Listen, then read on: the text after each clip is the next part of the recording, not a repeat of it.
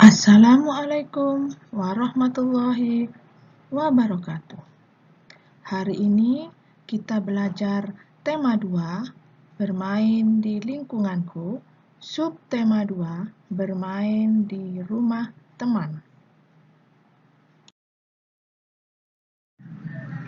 Pada subtema 1, pelajaran matematika, kita belajar tentang perkalian, di mana perkalian itu adalah penjumlahan berulang. Contohnya, 3 kali 4. Kalau dibaca 4-nya ada 3 kali. Jadi penjumlahan berulangnya 4 ditambah 4 ditambah 4 ditambah 4 sama dengan 12. Sekarang kita akan belajar bagaimana mengubah penjumlahan ke dalam bentuk perkalian. Contoh, 3 ditambah 3 ditambah 3 sama dengan titik-titik kali titik-titik sama dengan titik-titik. Berarti yang soal nomor 1 itu jawabannya adalah 3 kali 3. Karena 3-nya ada 3 kali. Hasilnya 9. Soal nomor 2, 2 ditambah 2 ditambah 2 ditambah 2 sama dengan titik-titik kali titik-titik sama dengan titik-titik. Hasilnya adalah 4 kali 2, di mana 4 kali 2 kalau dibaca 2-nya ada 4 kali. Hasilnya 8.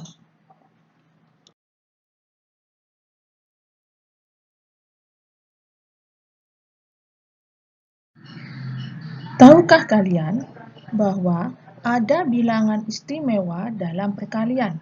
Bilangan-bilangan itu adalah bilangan 2, bilangan 1, dan bilangan 0, di mana bilangan-bilangan tersebut mudah untuk diingat.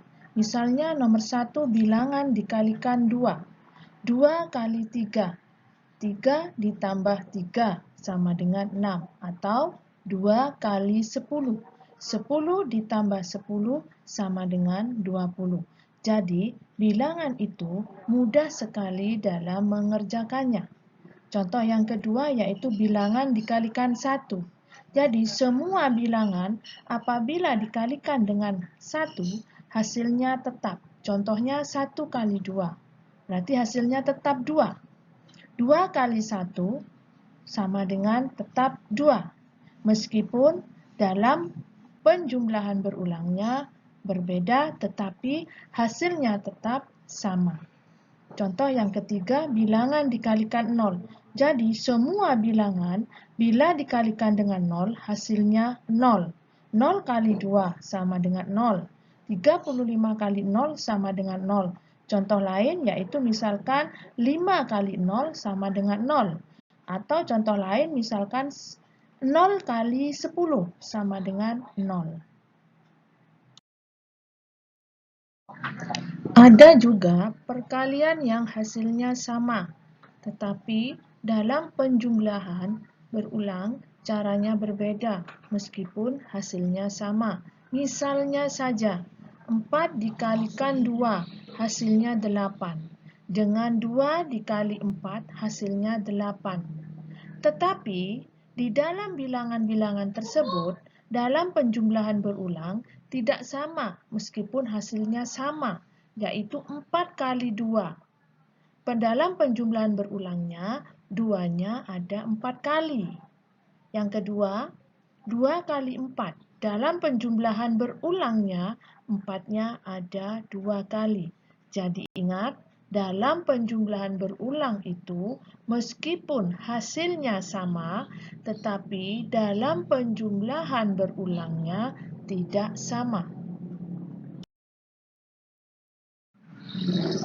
Nah, tadi kita belajar tentang matematika. Sekarang kita belajar PPKN tentang aturan bermain di rumah teman. Aturan harus dipatuhi dimanapun kita berada. Begitu pula saat kita bermain ke rumah teman. Yaitu saat tak masuk rumah orang harus mengetuk pintu terlebih dahulu.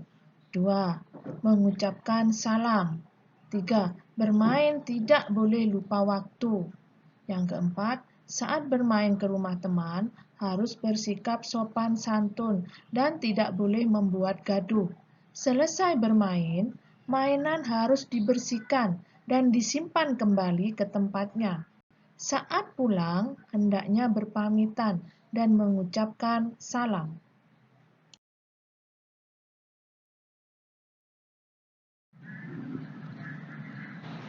Nah, coba kalian perhatikan contoh gambar di bawah ini. Gambar yang pertama yaitu dua orang anak yang sedang bermain ke rumah teman. Sebelum masuk rumah, mereka mengetuk pintu dan mengucapkan salam. Gambar yang kedua atau gambar yang di tengah, mereka sedang asik bermain. Selesai bermain, mereka membereskan mainan. Gambar yang ketiga, mereka berpamitan untuk pulang ke rumah masing-masing. Aturan-aturan itu harus kita patuhi. Apabila kita tidak mematuhi aturan, maka kita akan mendapatkan sanksi atau hukuman. Nah, kalau begitu, ayo membiasakan mematuhi aturan sejak kecil. Setelah kita belajar matematika dan PPKN, sekarang kita belajar bahasa Indonesia tentang wujud benda. Pada subtema 1, Ibu sudah menerangkan tentang wujud benda padat, benda cair, dan benda gas. Hari ini, Ibu akan kembali menerangkan tentang wujud benda.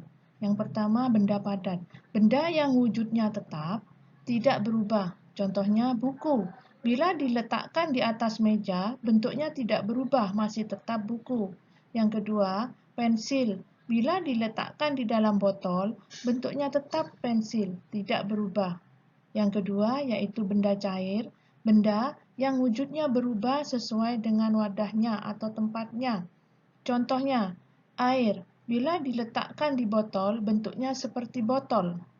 Air bila diletakkan di gelas, bentuknya seperti gelas. Maka benda cair itu benda yang berubah sesuai dengan tempatnya atau wadahnya. Yang ketiga, benda gas. Benda yang bentuk dan ukurannya berubah sesuai dengan tempatnya dan menempati ruang. Contoh, udara ada di dalam ban sepeda. Bentuknya sesuai dengan ban sepeda. Balon yang ditiup, maka udara yang ada di dalam balon berisi gas dan bentuknya seperti balon. Nah, anak-anak, cukup sampai di sini dulu penjelasan Ibu Guru. Ibu berharap pandemi ini segera berakhir dan kita dapat belajar kembali di sekolah seperti dulu lagi.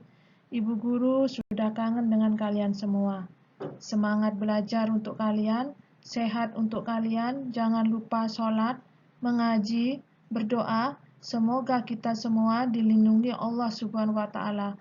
Amin ya Rabbal Alamin. Assalamualaikum warahmatullahi wabarakatuh.